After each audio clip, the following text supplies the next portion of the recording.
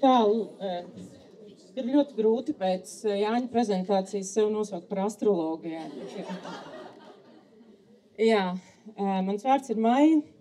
Kad es pieteicu šo tēmu šim konferencē, es domāju, ka tā būs tāda maza omulīga kompānija, kurā mēs tādā šaurā lokā parunāsim par aptumsumiem un saras cikliem. Kad organizatori pateica, ka telpa būs lielāka, tad jau drusciņa sāk uztraukties, kad es ieraudzīju, ka zālē sēž mans pirmais skolotājs, otrais skolotājs un skolotājs, kurš aizgāja. Bet es no viņa ļoti iedvesmojos, es sapratu, ka mana omulība ir pavisam pazudusi. Bet tik un tā. Tātad prezentācija, man šodienas tēma ir stāsts par aptumsumiem. Jā, ļaujiet man pieturēties pie papīra, lai šo ar visu tiktu galā. Jā, par aptumsumiem, saras cikliem, metoniskajiem cikliem un eksaligmos. Iespējams, ka daži no šiem jums ir svešvārdi, bet es par tiem drusku arī pastāstīšu.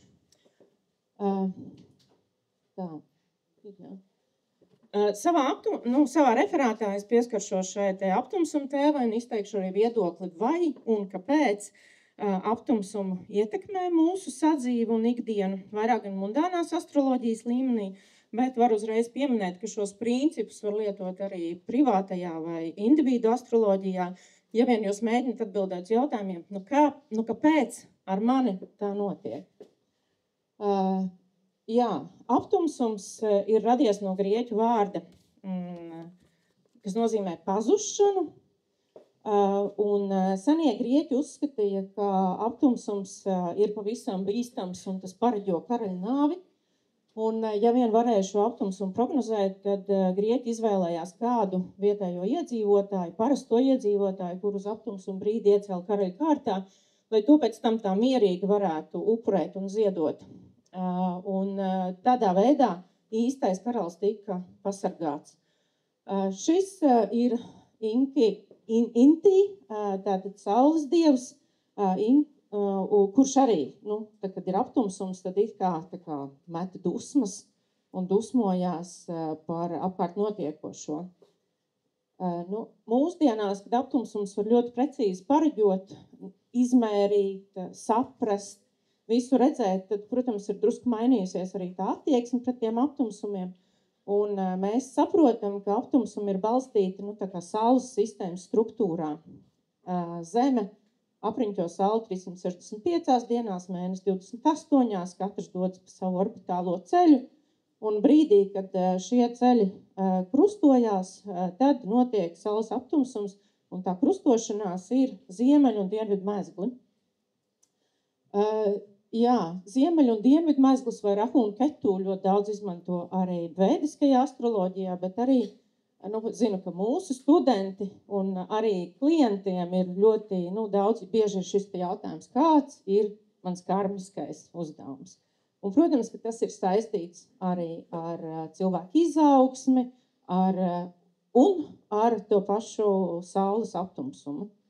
Bet es negribēju būt ļoti, ļoti precīza šajā aprakstā, kā veidojas saules aptumsums, un tāpēc tas mans stāsts par aptumsumu ir tāds, ka aptumsums rodas tad, kad divi mīlnieki, saule un mēnesis, satiekas, un tas viņu satikšanās brīdis ir tik spēcīgs, ka viss pārējais uz pasaules vairs nav tik svarīgs.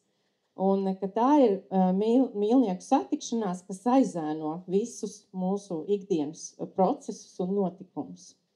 Tas ir saules un mēnesis mīles stāsts manā interpretācijā. Ne tikai grieķi un babilonieši un inki domāja par saules aptumsumiem, dažas liecības par saules aptumsumiem ir arī latviešu dainās. Jāteic, ka es pastāstīšu nedaudz vēlāk, kāpēc, bet Latvijā pilni saules aptumsumi notiek ļoti, ļoti reti. Tas arī ir daļa no šīs astronomijas un kāpēc vai kā tie saules aptumsumi notiek. Bet dažas Latviju dainas es tomēr atradu. Spīguļo saulīt, spīguļo, met melnu kreklu zemē, velc baltu mugurā. Dainu pētnieki saka, ka šajā tautas dziesmā ir aprakstīts brīdis, kad saule dienas laikā kļūst melna, aptumšota, bet šeit nav bažas, netiek upurēts karalis, Šeit tiek stāstīts, ka saulītes kreklu vajag izmazgāt, lai tas atkal taptu gaišs un tīrs. Velc saulīte baltu kreklu, met melno jūriņā, saules meitas izvelēs ar sudraba vālītēm.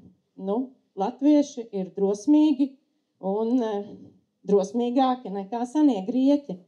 Bet, kā jau teicu, iespējams, ka mēs tiešām tik bieži tos saules aptumsumus arī neredzējām. Lielāko daļu cilvēks saules aptumsums tiešām bija pēdējais, ko jūs vēlējāties redzēt. Tās attiecības ar saules aptumsumiem nedaudz mainījās pagājušā gadsimta 70. gados, un kā izrādās, pasaulē ļoti daudz cilvēku, kuru uzdevums sekot saules aptumsumiem, ir gan hobijs, gan iespējams pat arī profesija. Bils Krāmeris esot redzējis 17 pilnus saules aptumsumus, tā ir fotografija no Forbes, bet iespējams, kad ir jau 18 vai pat 19, jo šai bildē ir, es neatceros, cik tur, daži gadi. Lūk, tā kā sekot saules aptumsumiem ir tie saucamie eclipse chaseri, es personīgi arī vismaz vienu tādu pazīstu personīgi, kura atvaļinājums ir saistīts nevis ar braukšanu, kur kāpt kalnos, vai kaut kur citur, bet doties pakaļ pilnam saules aptumsumam. Un, ja jūs vēlaties arī sekot šiem cilvēkiem un saules aptumsumiem, tad pievienojieties Bila Krāmera un Chaser klubiņam. Weblapā var atrast informāciju par to, kā tur pieteikties un kur ir nākamais. Pavisam nedaudz statistikas, ir 3 tipu saules aptumsumu veidi, ir pilns, daļējs un gredzenveida. Tas hibrīds, kas te ir pa vidiņu minēts, tas, man liekas, vienkārši cilvēki nevar izvēlēt, vai tas ir pilns vai gredzenveida, tāpēc izdomāju arī hibrīdu.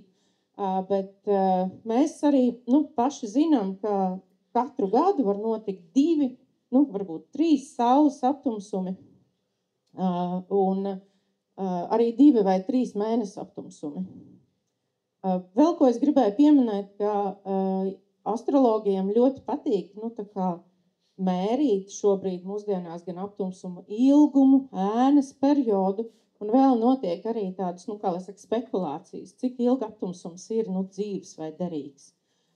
Daži saka, ka tas ir aktuāls līdz nākamajam, periodam. Citi saka, ka tā aptumsuma karte ir aktīva, ja izmēra saules aptumsuma, pilno ilgumu minūtēs, tālāk pārvēršos gados, bet ir grūti noticēt, ka 5 gadus vai 7 gadus aptumsums ir derīgs, vai tā teikt aktuāls. Tad tās interpretācijas ir ļoti dažādas. Citi vēl saka, ka jāgaida, kamēr kāda no tālajām planētām vai Marss pāries pāri aptumsuma punktam, tad, ja Saturns, tad būs smagāk, ja Jupiters vairāk, un ja Mars, tad dinamiskāk. Bet jā, tā tad 2 saules aptumsumi gadā ir tāda mums vairāk un mazāk zināmā norma, bet, un 70% gadījumu tā tiešām notiek. Gada laikā ir sastopami 2 saules aptumsumi, bet 17% gadījumu tie ir 3, 11% gadījumu tie ir 4, un 1% gadījumā tie ir 5 saules aptumsumi 1 gada laikā. Ja vien jums nav plančiks nodzīvot līdz 2208 gadam, tad jūs neredzēsiet 5 saules aptumsumus 1 gada laikā, bet labā ziņa ir tā, ka 2029. gadā būs 4 saules aptumsumi, no kuriem 1 varēs redzēt arī Latvijā. Tad kāpēc tik liela atšķirība, 2 vai 5, un kāpēc tādi skaitļi? Gads, kad mēs sastopam 4 vai 5 saules aptumsumus, ir gads, kad jaunais saules aptumsuma cikls mijās ar jau veciem un tādiem padzīvojušiem. Un kas tad ir šie cikli, kas nosaka to aptumsumu skaitu gadu laikā? To es jums tūlīt paskaidrošu, tas ir Sarosa cikls. Sarosa cikls ir iemesls tam, kāpēc gada laikā notiek 2, 3, 4 vai 5 aptumsumi. Un vienlaikus caur šo es mēģināšu arī paskaidrot, kāpēc Latvijā pilna saules aptumsumi notiek retāk nekā tur tuvāk ekvatoram. Tas saistīts ar zemeslodi un arī ar šiem te Sarusa cikliem. Tātad Sarus ir 223 sinodisko mēnešu periods, ko izmanto, lai prognozētu saules un mēnesa aptumsumus. Aptumsumu cikliskumu un līdzības pamanīja babilonieši, kur apdzīvoja šo te kultūras reģionu. Divupes krastos šī civilizācija tur dzīvoja 18. līdz 6. gadsimtā pirms mūsu ēras. Tas ir tur, kur šobrīd Izrēla, Irāna. Tas reģions, diemžēl, pilns nemieriem, bet ceram, ka arī tur iestāsies labāki laiki. Katrs aptumsums piedara kādam Sarusa ciklam, dzimtam vai saimei, un līdzinās iepriekšējiem pēc formas un notiek uz tā paša mezgla, tātad ziemeļu vai dienvidu. Ja vien jūs esat identificējuši šo Sarusa cikla, tā teikt, sākumu, tad jūs varat arī pētīt, kā šis aptumsums virzās pa astroloģisko apli uz priekšu, un tas notiek apmēram 10 grādu uz priekšu ik pa tiem 18 gadiem un 10-12 dienām. Un kas ir pats svarīgākais, par ko es šodien gribēju parunāt vai iedot jums tā kā sēklu domāšanai, ka katrs aptumsums pauž enerģiju, kas ir ielikta aptumsuma dzimšanas kartē. Jā. Jā, tas būs nākamajā slaidā. Šeit jūs varat redzēt tātad Sarus. Aptumsums vienmēr sākas pie dienvidu pola vai pie ziemeļu pola. Tas tātad atkarībā no tā, vai tas ir sācies uz dienvidu vai ziemeļu mezgla. Un katram šim aptumsumam ir konkrēts dzimšanas datums, un aptumsums no viena pola, šās dzimtas vai cikla ietvaros virzās uz ziemeļu polu. Tas dzīves cikls vienam aptumsumam aizņem apmēram 1300 gadus, stipri vairāk nekā mums. Un tā ietvaros notiek apmēram 70, 75, vienā man būs prezentācijā 77 aptumsumi. Bet šobrīd ir aktīvas 40 aptumsumu sērijas, tās ir numurētas no 117 līdz 156, kas ir interesanti atsaucoties uz Galinu Volžinu, ja? 117. sērija beigsies pavisam drīz, un starp citu 117. sērija ir piederoša arī slavenajam Donaldam Trumpam, un Galina Volžina ir tā, kura saka, ka Trumps ir atnācis tāpēc, lai Ameriku pārtaisītu pilnīgi citādāk. Un jā, viņš ir no tāda nobrieduša aptumsuma cikla, tur vēl 2 ir iekšā, un 2054. gadā šī 117. sērija beigsies. Redzēs, kā ies pašam Trumpam. Jā. Bet aptumsums sākas pie dienvidu pola vai pie ziemeļu pola, un tā būtība ir tāda, ka sākumā ir kādi 10 apmēram aptumsumi, kuri ir daļēji. Tie ir ap ziemeļu polu, tur ap augšējiem tiem reģioniem. Tad, kad aptumsumi nonāk vidū, ap ekvatoru to intensificējas, un tur ir vairāk pilni vai gredzenveidi saules aptumsumi, tātad vairāk prieka, kam skatīties. Un tālāk otrā polā atkal šie aptumsumi paliek vārgāki un nedaudz izdziest. Un pēc tiem 1300 gadiem, 1200, 1300 gadiem aptumsums beidzās pretējā polā. Un tā ir tā īpatnība, ka mēs dzīvojam salīdzinoši tuvu vienam polam, līdz ar to sagaidīt pilnus saules aptumsumus mums ir salīdzinoši maz iespēju. Bet, kā jau teicu, šobrīd ir aktīvas 40 Sarus sērijas, dažām no tām es pieskaršos, tās mundānās astroloģijas kontekstā.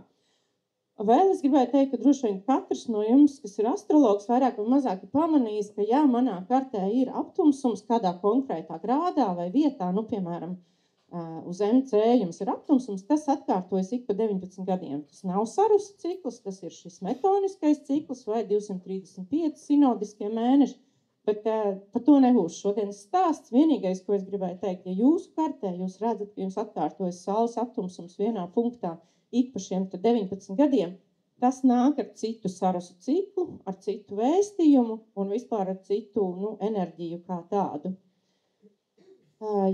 Jā, es tikai gribēju parādīt šeit pavisam ātri, man liekas, nav nekāda spīdekļa, bet mēģiniet skaitīt. Šis ir Ir, jā, pointers, jā.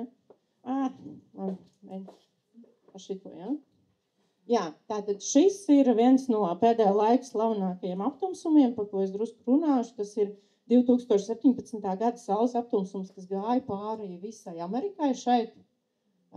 Un šis ir no 145. Sarus cikla, un lai jūs tā kā vizualizētu, tad kā tas 145. aptumsums attīstījās. Tātad 18. numuriņš bija šeit, 19. šeit, 20. šeit, 21., 22., 23., 24., 25., 26. Ja? Tātad šis ir no 145. Sarus cikla aptumsums, tajā ir 77 aptumsumi.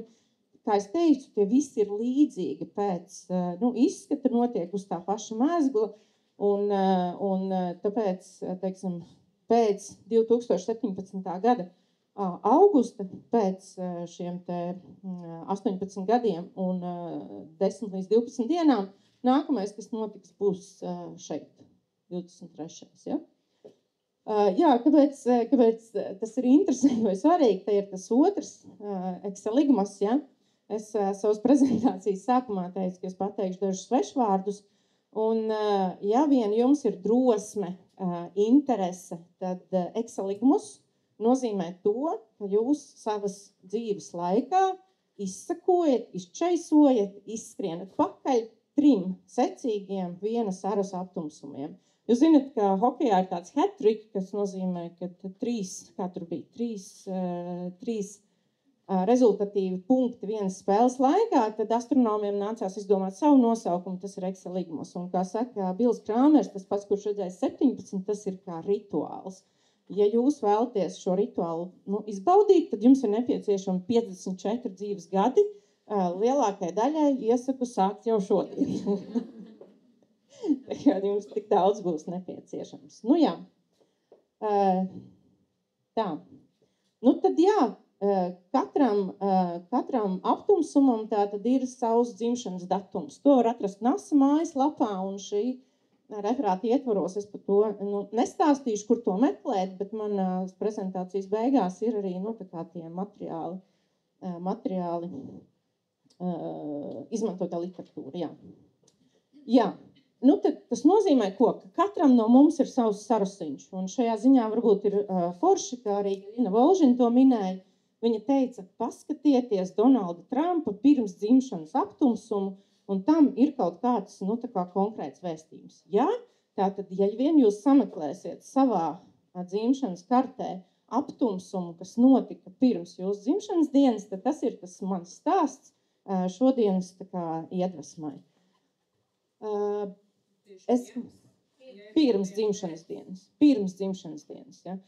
Parasti, astrologiem, jaunajiem astrologiem, studentiem patīk, un arī klientiem patīk, kāds ir mans karmiskais uzdevums, ko mēs pirmo skatāmies? Mezgls. Jā, bet tas mezgls, viņš jau neatrodas tur vienkārši tāpat bez darba. Tas, ko es cenšos pateikt, ka šis mezgls ir kaut kādā veidā saistīts ar aptumsumu, kas ir noticis pirms jūsu dzimšanas dienas. Un, protams, ka šim aptumsumam ir arī, kā es saku, kaut kāds vēstiņums vai kaut kāds jau viņš bija. Ja? Es nesaku, ka tā ir absolūtā, tā ir viena no metodēm, vēl kā uz sevi paskatīties, ja vien jūs interesēties par tēmu, kāpēc vai kas, vai kāds ir man karmiskais uzdevums. Jānis saka, ejiet uz drakoniskajām kartēm vai ierakstiet ChatGPT, es saku, paskatieties aptumsumu pirms savas dzimšanas dienas. Jā, labs jautājums. It kā jau mēs pirms, var skatīties arī to, varbūt kāds pameditē, un tad redzēs, vai tev pirms dzimšanas dienas vai pēc. Protams, ir cilvēki, kas ir dzimuši aptumsuma dienā, viņiem ir pavisam interesanti skatīties. Viņi ienāca kopā ar šo te mēzglu un tam līdzīgi. Lūk, tātad atrodam aptumsumu, kas notika pirms jūsu dzimšanas dienas, un tālāk apskatāmies, kad tas ir sācies, zem kāda Sarus cikla, atrast to var NASA mājaslapā. Tas līdz vienkārši sastādam aptumsumu dzimšanas karti un pamēģinām to interpretēt. Es mēģināšu šodien to darīt ļoti, ļoti vienkārši. Te var ieslīgt milzīgās, tabulās un analīzēs. Centīšos maksimāli vienkārši, bet pamatprincipi, ko mēs lietojam šo karšu interpretācijai, ir es lietoju ļoti ciešus aspektus. Viens ir orbis maksimāli, citādi ļoti, ļoti grūti, tur viss sastājas šausmīgā putrā.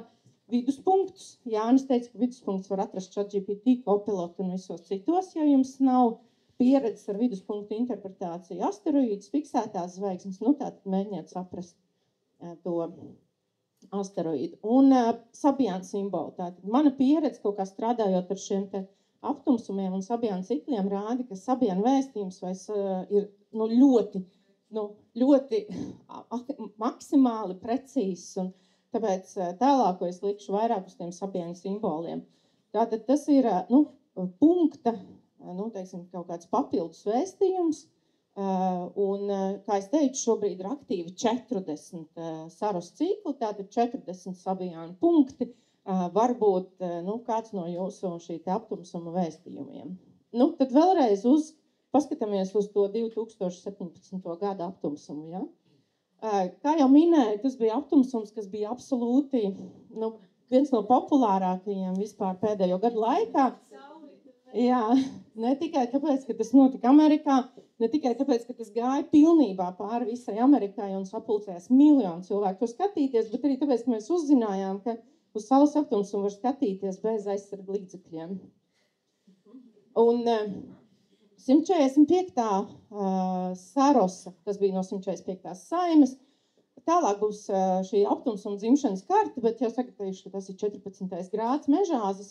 Un Sabjāņa vēstījums šim grādam ir apmēram šāds. Plaša māju drupu kaudze tropiskajā Amerikā atklāja perfekti saglabātu granītā izgrabtu bareljefu. Tas ir 14. grāda Sabjāņa vēstījums. Sabjāņa vēstījumi ir dažādi.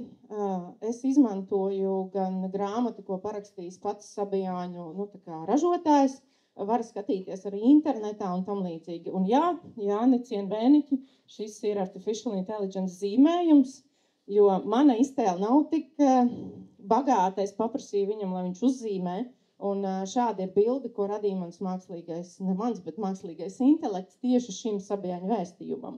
Un tā būtība ir tāda, ka ja vien jums sastopat savā reģionā vai savā natālajā kartē 145. Sarosu, tas nozīmē par atstāt liecības, būt varenam, darīt tā, lai visi jūs atceras, domāt par ilgmūžību, par relikvijām, likumiem, bet negatīvā izpratnē, protams, arī kļūt nedaudz iedomīgam par sevi. Tā. Jā, šis saruss sākās 1639. gada 4. janvārī. Karta ir uzstādīta uz Vašingtonu, jo mundānie astroloģija, analizējot karti, vienmēr izmanto valsts galvaspilsētu. Un es visu neiedziļināšot, bet kas ir svarīgi vēl bez tā Sabjāņa vēstījuma, aptums un pārvaldnieks Saturns, tas atrodas ūdensvīra zīmē, tātad ar savu kaut kādu nākotnes enerģiju. Venēra atrodas Jupītera Saturna viduspunktā, un tos es arī šobrīd izvairīšos interpretēt tādai vienkāršībai, bet dažus tikai pieminēšu. Tad Venēra atrodas Jupītera Saturna viduspunktā, kas norāda uz attīstības jautājumiem, un kas ir ļoti interesanti, ka šī aptumsuma, tad mēnesis un saules savienojums atrodas diezgan precīzi uz IC-NC asis, kas nozīmē, ka tauta piedalās šīs varenības un relikviju veidošanā. Un 28. grādā šeit ir gan mēzgli, gan Jupīters, gan arī Urāns, ja? Bet tas tā. Un šajā slaidā savukārt es saliku kopā šo Sarosu 145 kopā ar Amerikas karti. Amerikas kartē es izmantoju 4. jūlija strēlnieku ascendentu, ko lieto lielākā daļa astrologu. Un arī neinterpretēšu pilnīgi visu. Tas, kas ir ļoti interesanti, ka šeit aptumsums ir ļoti precīzi Amerikas Savienoto Valstu saulē, tātad iespējams jāizvēlās cits ceļš šīs varenības veidošanā.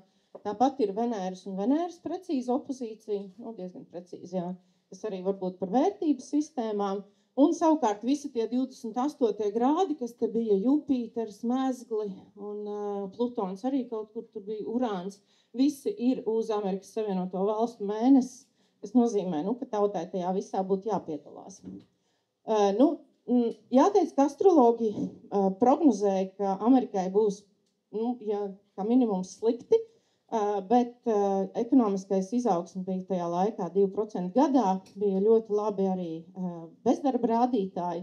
Jāteic, gan ka Amerika, protams, pazaudēja savu varenību, bet kopumā šis aptumsums nenesa tādas drastiskas pārmaiņas, varbūt, man liekas, ka šobrīd ir pat lielākas, bet mainīties un domāt citādāk, tas bija šī droši vien aptumsuma uzdevums. Un šeit notiek pārmaiņas, droši vien tā grūtākā, lielākā ir lielā politiskā polarizācija, kas notiek Amerikas Savienotajās valstīs.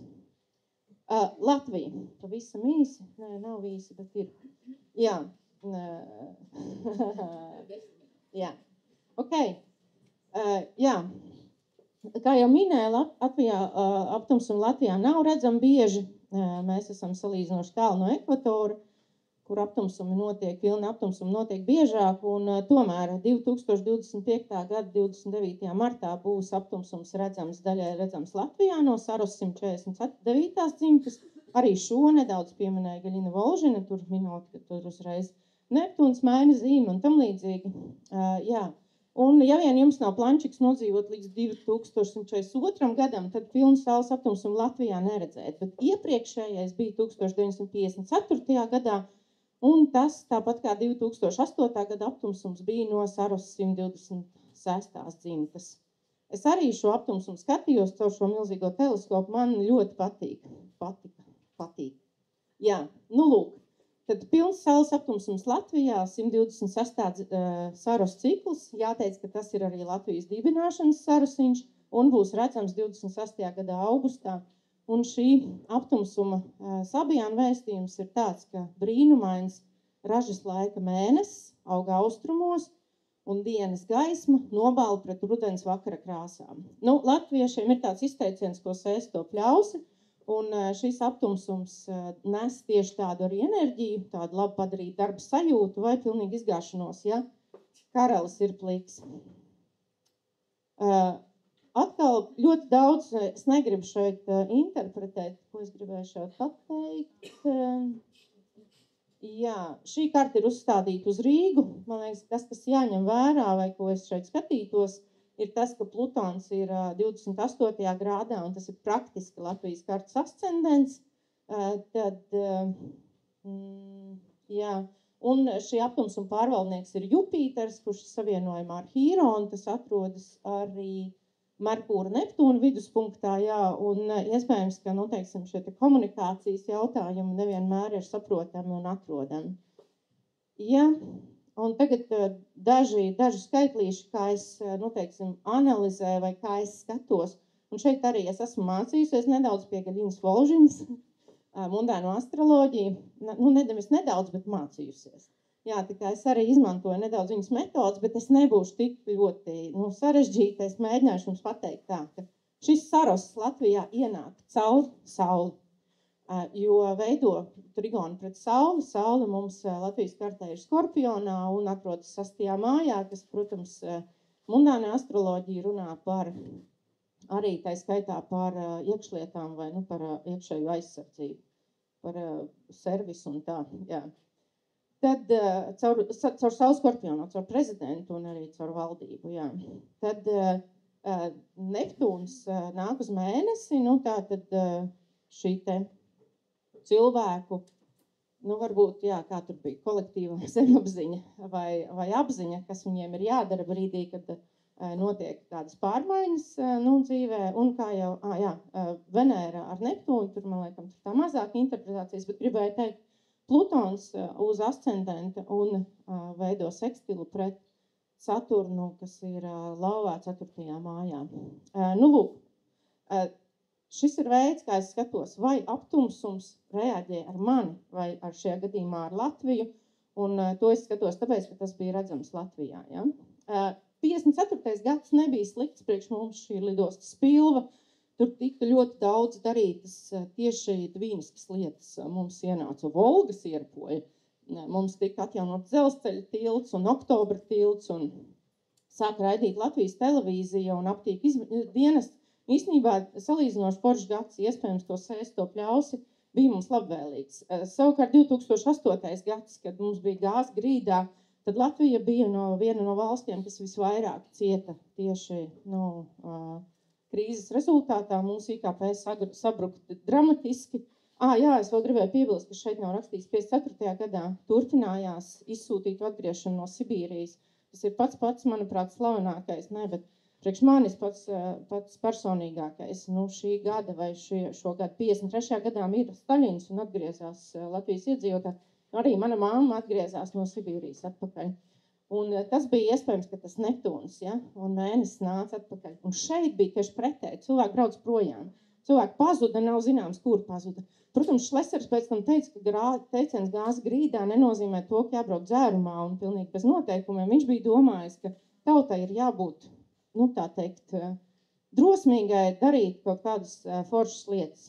Tā kā viens aptumsums atkarībā no tā, cik mēs esam labi strādājuši, varbūt arī atšķirīgs. Lūk, un tad pašās beigās tikai, ko tad sagaidīt nākamajā gadā? Kā es jau minēju, nākamais gads būs 29. martā būs aptumsums no Saras 149. dzimtas, tas šeit arī atrodas. Šis Saras cikls sākās 1664. gadā, un tas ir ļoti darbīgs un aktīvs. Tur dominē Lauvas enerģija, tur dominē Marsa enerģija, tur ir diezgan daudz uguns. Tur ir tādi pašpārliecināti cilvēki, kuri darbojas ar spēku un arī ar marsisko enerģiju. Tātad, ja vajag, tad citīs. Un šī Sarosa vēstījums 29. grāds ir lauva tāds, ka drūmas piekrastas akmeņainajā krastā ir izkāpus nāra, viņa gaida princi, kurš iedos viņai nemirstību. Vēstījums ir tāds, ka mēs meklējam piederību un vietu pasaulē, mēs domājam par vērtīgām lietām, kuras varētu būt mums tā kā balva, mēs iegūstam atpazīstamību un novērtējumu, bet varam būt arī gatavi mainīties un izgāzties nekompetences dēļ. Tāda otra tabuliņa tāda, šito, man liekas, es gribēju, laikam, nākamo. Es varbūt to neskatīšos, paskatīšos pašu nākamo aptumsumu. Gribēju teikt, ka pirms tam no šīs sērijas aptumsums bija 71. gadā, kur mūsu latvieši parādījās ar absolūti jaunām sejām. Tā bija Uljana Simjonova, tas bija arī šķērbmetājs Jānis Lūsis un daudz citas, bet mēs sākām izmantot arī getliņus un pumpēt gāzi no Inčukalna. Un tad šis laikam ir tā kā mans noslēdzošais slaids, tad ko mēs varam sagaidīt 25. gada 29. martā. Es gribēju ar šo teikt, ka astroloģija arī Gaļina Volžina minēja, ka mēs izmantojam mundāniju astroloģiju vairākas kartas vienlaicīgi. Visas, kuras mēs uzskatām par darbīgām, mēs liekam blakus vienu otrai.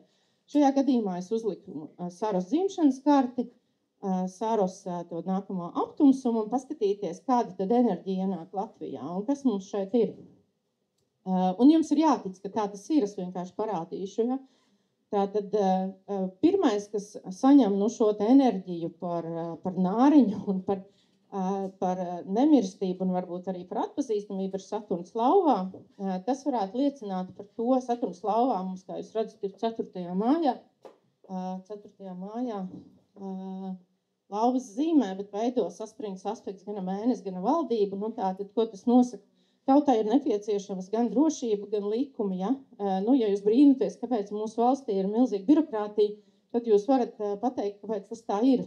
Tautai jādzīvo ar likumiem un birokrātiju. Bet, protams, tas vienmēr izstrauc frustrācijas pret cilvēkiem un arī valdības rīcība nav līdz galam vienmēr saprotama.